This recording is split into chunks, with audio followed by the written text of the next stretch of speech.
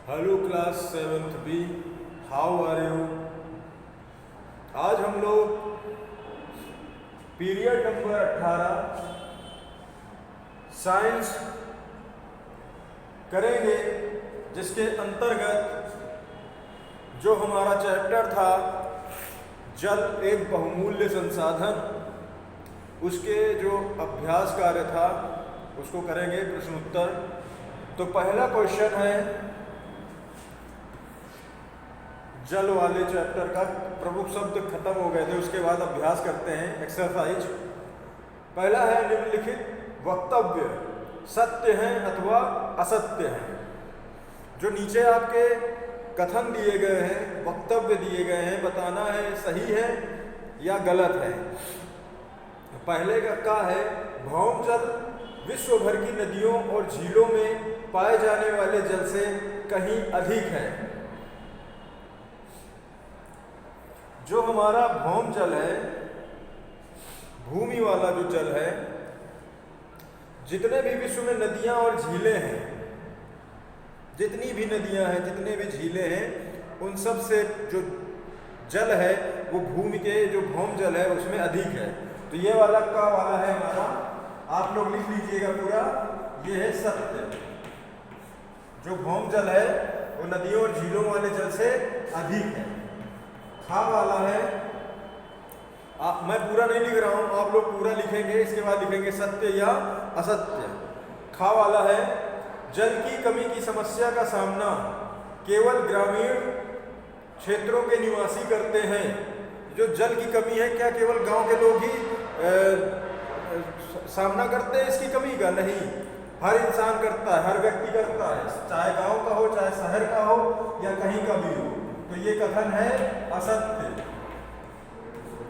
का नंबर है नदियों का जल खेतों में सिंचाई का एकमात्र स्रोत है। तो जो खेतों में सिंचाई होती है उसका एकमात्र, केवल नदियों के जल से ही हम खेत को सींच सकते हैं? नहीं, और भी तरीके हैं जिनसे सींच सकते हैं, जैसे ट्यूबवेल हो गए, नलकूप हो गए, तालाब हो गए, इन सब से भी हम लोग क्या करते हैं, खेतों की सिंचाई कर सकते हैं। तो ये भी क्या हो गया, असत्य। अगला है वर्षा जल का चरम स्रोत है। जो पानी का स्रोत है केवल वर्षा जल ही है? नहीं, और भी स्रोत हैं। तो ये भी क्या हो गया, असत्य। तो इस तरह आप लोग लिख के करेंगे सत्य असत्य वाले, ठीक है। अब चलो करते हैं दूसरा क्वेश्चन। इसमें क्वेश्चन में क्या पूछ रहा है,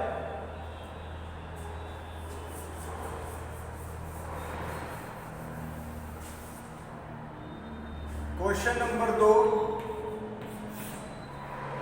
इसमें कह रहा है समझाइए कि भौम, आप लोग प्रश्न लिखेंगे, मैं उत्तर लिख रहा हूं, आप लोग प्रश्न लिख लेंगे।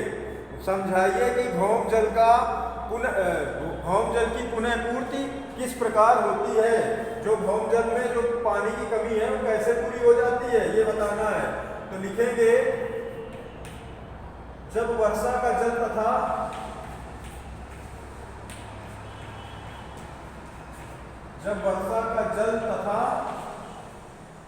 अन्य स्रोतों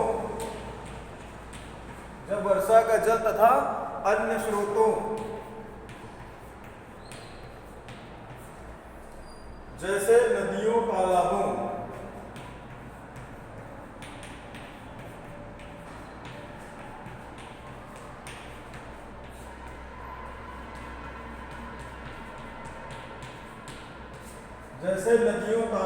आदि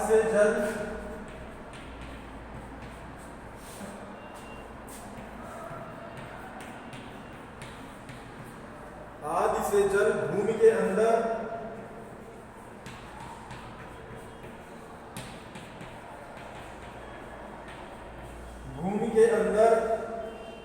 मिट्टी के द्वारा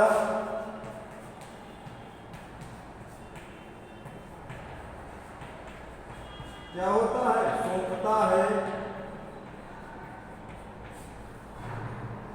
सोखता है। इस प्रकार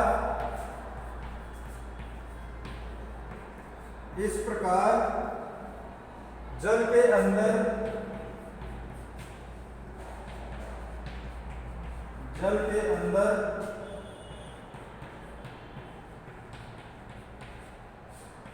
सोखने की प्रक्रिया को क्या कहते हैं? अंतःस्यंदन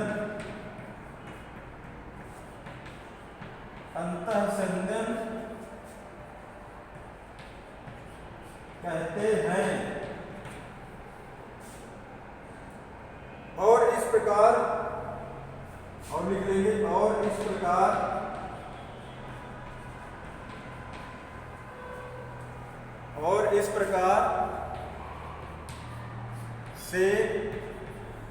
प्रकार से भौम जल की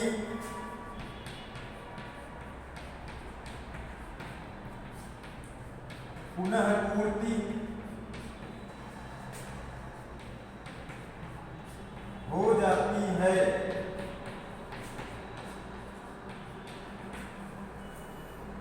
ये हो गया आप लोगों का क्वेश्चन नंबर 2। अब करेंगे क्वेश्चन नंबर 3, ये आप लोग नोट कर लेंगे।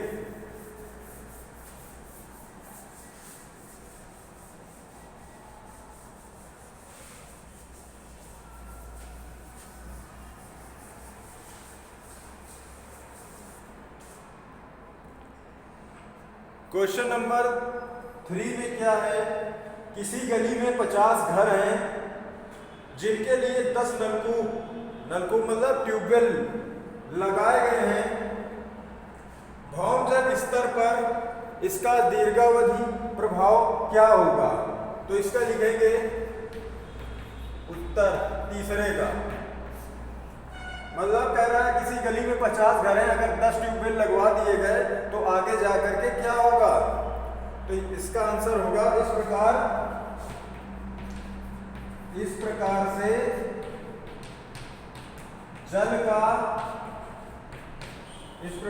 जल का घरेलू उपयोग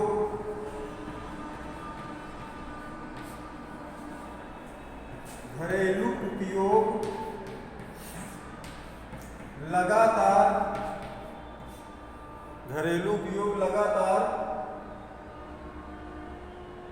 होता रहेगा, जिससे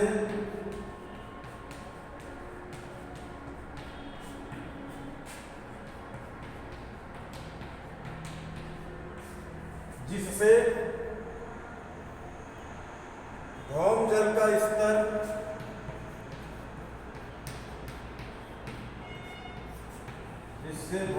का स्तर गिर जाएगा। और इस प्रकार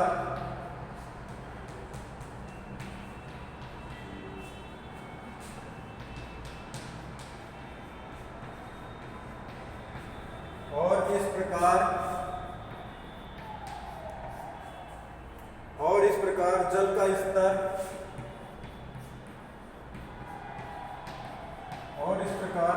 स्तर कम होता जाएगा।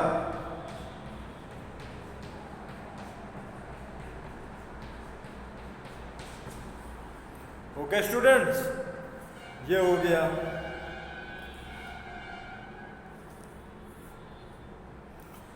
अब करते हैं क्वेश्चन नंबर 4। ये नोट कर लीजिएगा। क्वेश्चन नंबर 4 में क्या बोल रहा है? मान लीजिए आपको किसी बगीचे का रख रखाव करने की जिम्मेदारी दी जाती है। आप जल का सदुपयोग करने के लिए क्या कदम उठाएंगे? तो इसका आंसर लिखेंगे। आंसर नंबर 4 क्या लिखेंगे? हम बगीचे में सिंचाई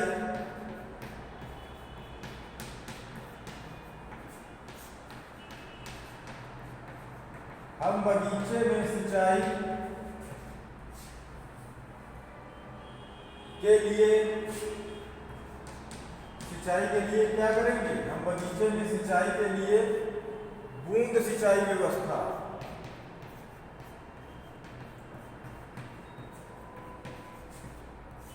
बूंद सिंचाई व्यवस्था का उपयोग करेंगे। बूंद सिंचाई व्यवस्था का उपयोग करेंगे जिससे जल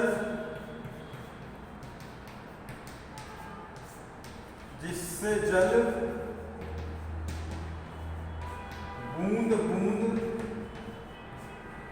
जिससे जल बूंद बूंद करके सीधे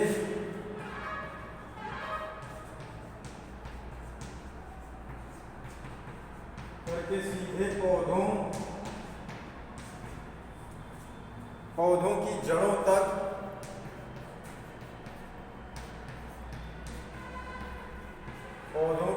तक पहुंच जाएगा,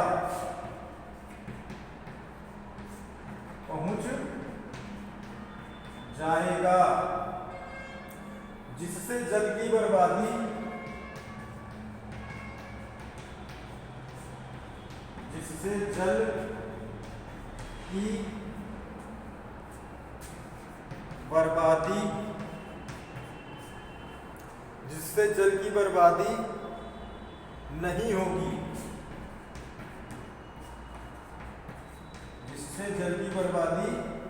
नहीं होगी, और उसका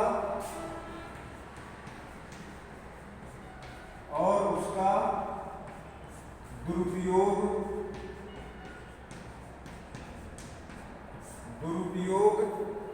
नहीं